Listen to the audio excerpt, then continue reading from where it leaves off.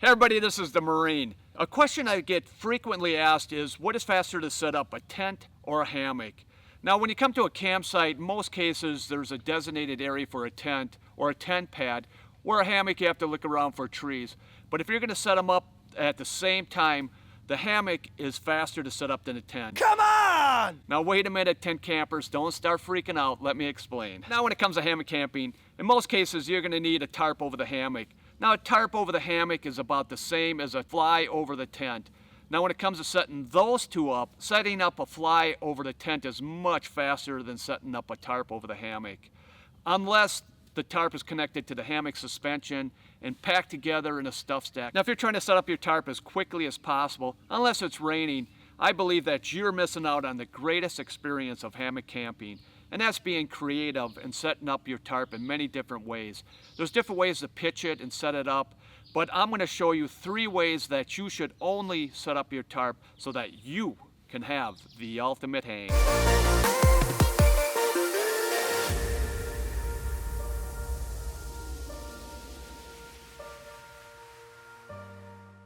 Now it's time to get down to business to look at the 3 best ways to set up your tarp. We're going to start off with the third one, my least favorite, and work our way up to number 1, which is my favorite way to set up a tarp, and I think you're going to like it. The way most people pitch their tarp, especially when they're starting out, is called the center mode. It's just a traditional A-frame shape. And another variation of the center mode is when you lower it down as close to the hammock when the weather condition is really bad.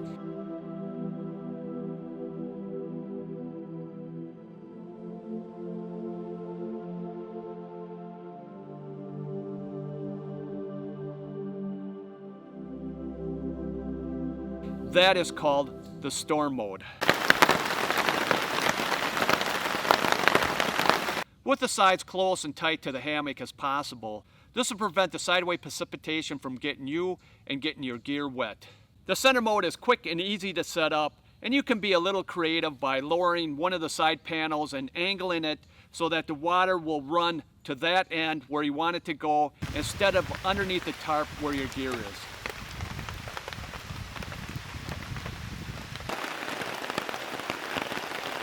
Now depending on the width of the hammock, the narrower, then the lower you're going to have to pitch the tarp, which means the lower you're going to have to hunch over to get underneath it.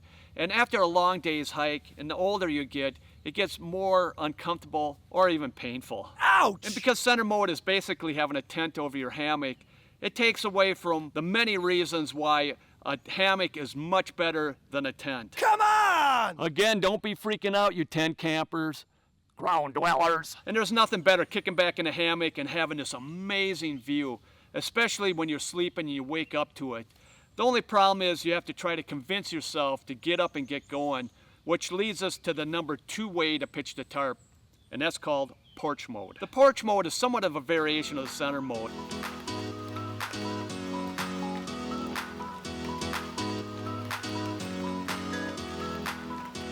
Where one side of the tarp is angled down and low, and where the other panel is drawn somewhat level, but not quite. What makes this mode so great, one side is open for views and ventilation, and the other side is lower to block the prevailing wind.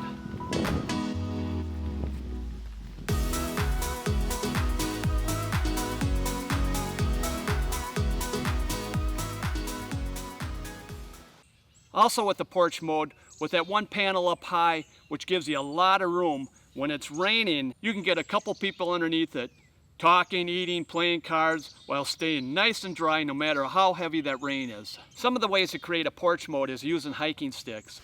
You don't want the poles or sticks straight up. You want to angle it back and tighten it down. And this will hold even in the strongest wind.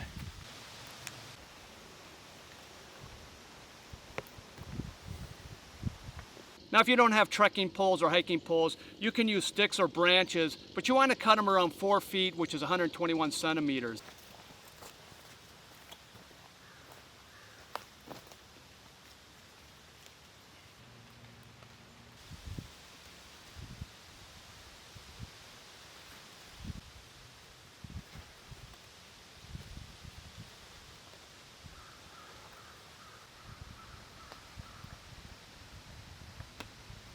Now, one of my favorite ways to pitch the tarp in porch mode is using some type of cordage.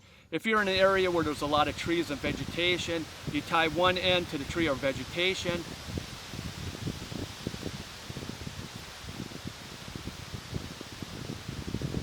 and the other end to the tarp.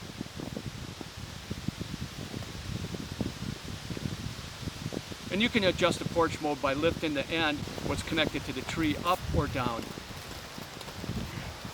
When you have it in porch mode and the weather starts turning for the worse, you could quickly remove the hiking sticks or the branches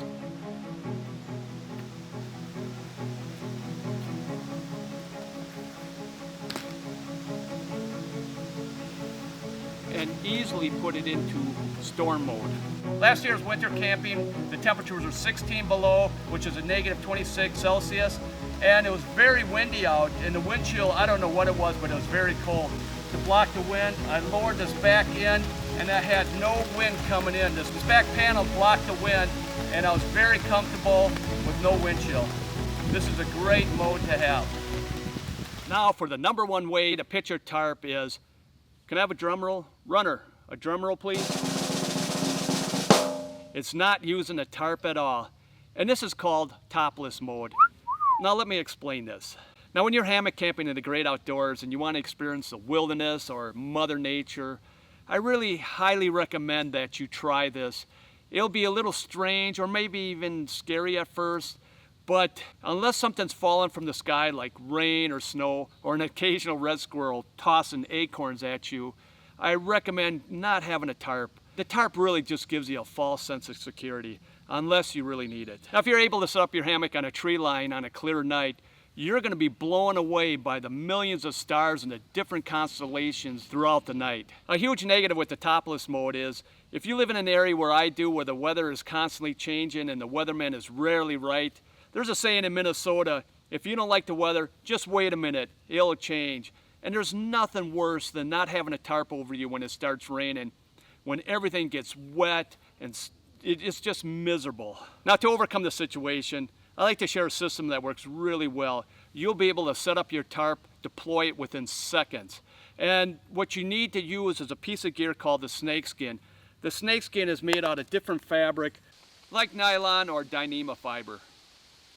Now the best fabric I believe for your snakeskin is this mesh material, and that's because it helps dry your tarp real quickly. When you're using a material like Dyneema, which is great to keep water out, it also will keep water in. And the snakeskin can come in either one piece or two piece.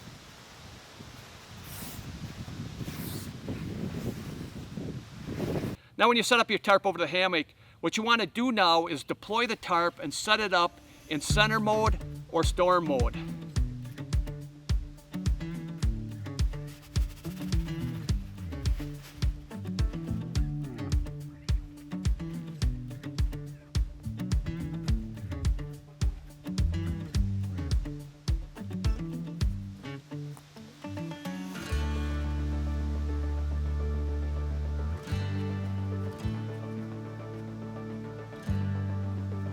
Then once you have it set up, you undo the cordage, but leave the stakes down in the ground.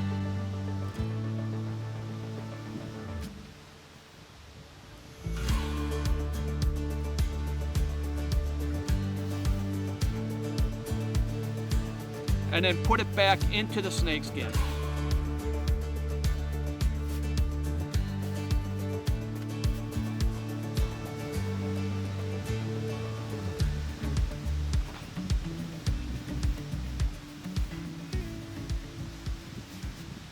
You climb in your hammock at night and you're looking at the stars, and after you fall asleep you wake up again and you realize the stars are gone, and that's because the clouds have moved in.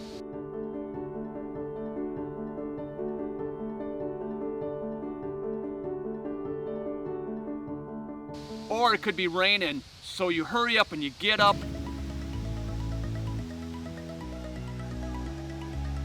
take the snakeskin and pull it off the tarp, and let the tarp drape over the hammock.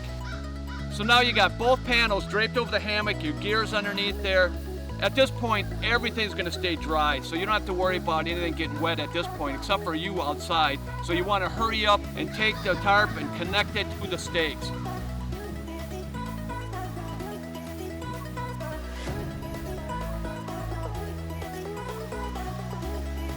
So now after having the tarp deployed, you want to get underneath there. You may have to change your clothes because they may be wet. And then after that, you climb in your hammock and continue with your sweet dreams. Now again, these are some of the things that have worked for me over the years, and I hope you found this video to be helpful and insightful, and that you will try these new techniques to find out what works best for you. And if you have any questions or comments, please write them down below. I love to hear from you. This is the Marine.